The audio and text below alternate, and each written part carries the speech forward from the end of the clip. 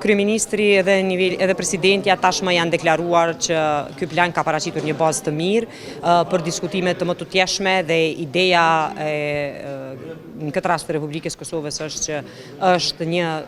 proces i cili duhet domosdoshmërisht të finalizohet me normalizim të plotë dhe me njohje të ndërcjellët. Prandaj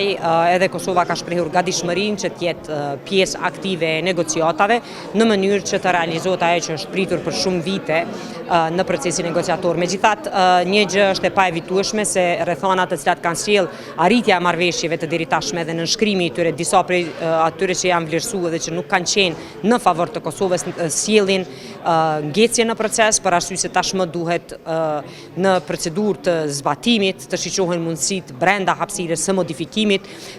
ndërsa edhe procesi në kredibilitet ka pasur lëndime serioze